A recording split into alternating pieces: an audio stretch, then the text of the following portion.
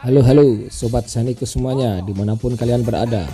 Kali ini kita akan membahas sebuah film yang berjudul The Scarlet Letter yang rilis pada tahun 2004 dan disutradarai oleh Yoon Hyuk.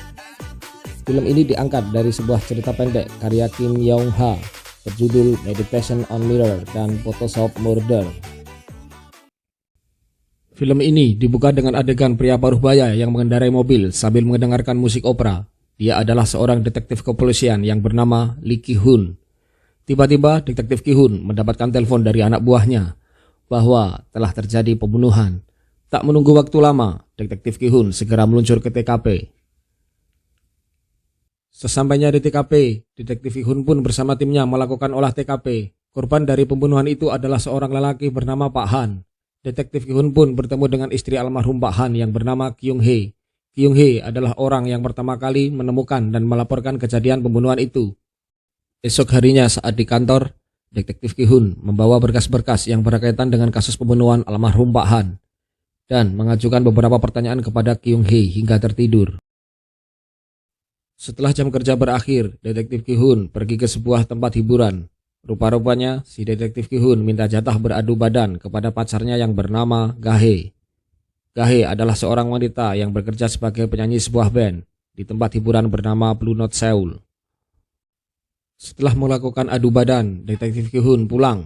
Sesampainya di rumah, detektif Ki-hun menggoda istrinya yang bernama So-hyun dan melakukan sedot basah dan lembab.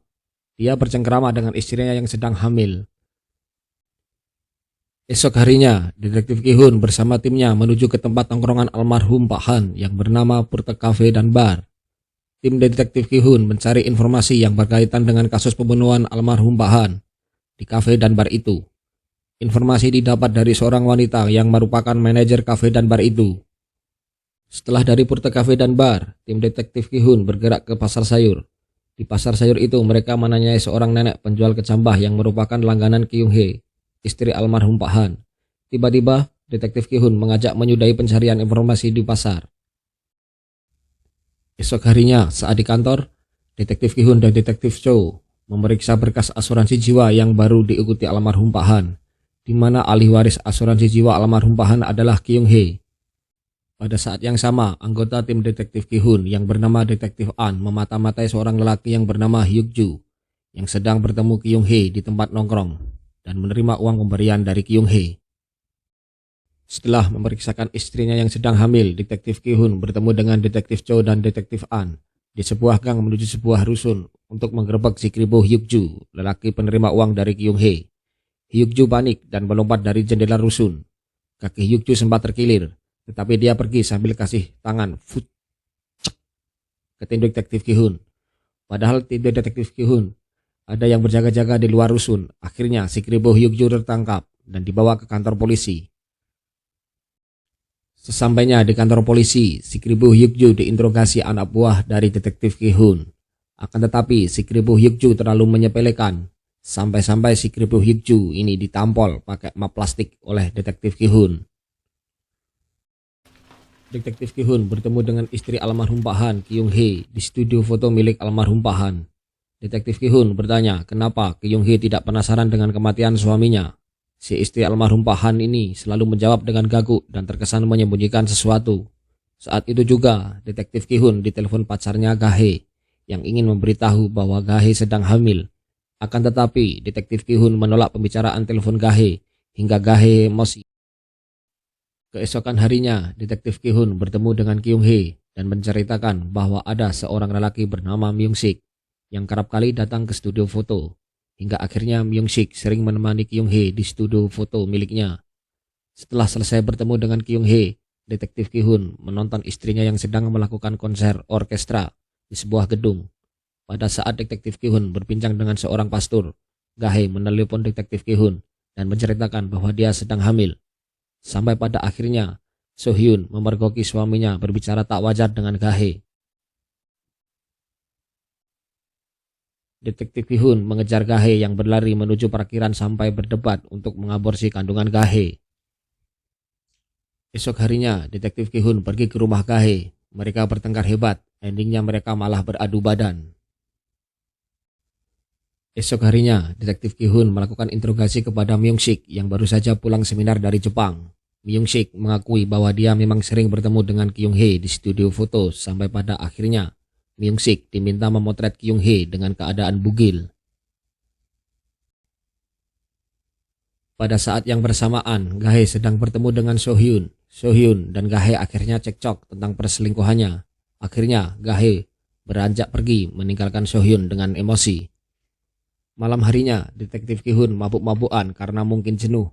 Setelah itu, Detektif Ki-hun pergi ke rumah Gahe, dan So-hyun sudah berada di dalam rumah Gahe. So-hyun pun ngambek dan pergi. Detektif Ki-hun mengejar istrinya dan berbincang-bincang di dalam mobil, yang pada intinya So-hyun ingin bercerai. Detektif Ki-hun mencari si Kribo Hyukju di tempat tinggalnya, akan tetapi Hyukju tidak ada. Dan Detektif Ki-hun menemukan petunjuk bahwa Hyukju sering ke sebuah salon. Detektif Ki-hun bertemu dengan seorang bencong dan diberi petunjuk bahwa si Kribo Hyukju tergila-gila pada seorang wanita yang bernama Oh Yeon-sim. Yeon-sim bekerja di kafe Purte, tempat tongkrongan almarhum Pak Han.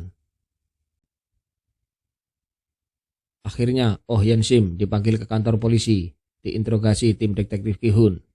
Yeon-sim kenal dengan almarhum Pak Han. Yeon-sim juga menuturkan jika Yeon-sim bersedia dihamili almarhum Pak Han, dia akan dibelikan apartemen.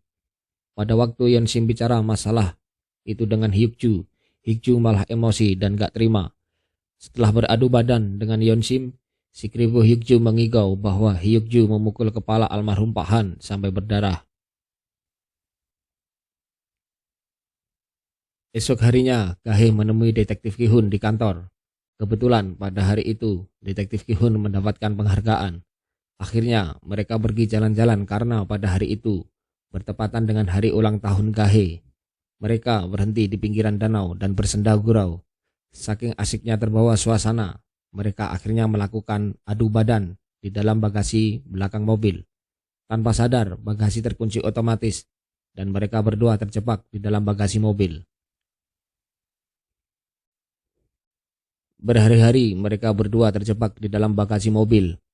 Banyak kejadian yang mereka berdua bicarakan pada saat terjebak dalam bagasi mobil. Pada saat itu terungkap bahwa Gahe dan So-hyun adalah sahabat dekat dan mereka berdua adalah sepasang lesbi.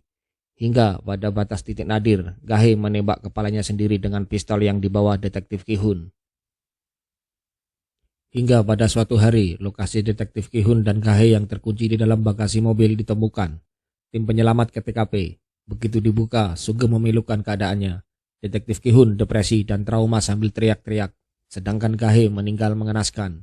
Di akhir film, diperlihatkan Detektif Ki-hun yang sudah mengundurkan diri dari kepolisian, bertemu dengan Kyung-hee dan berbincang-bincang.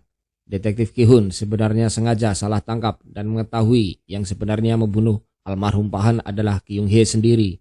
Selanjutnya, Detektif Ki-hun pergi ke kamar Gahe dan meratapi semua yang telah terjadi sambil menangis sejadi-jadinya.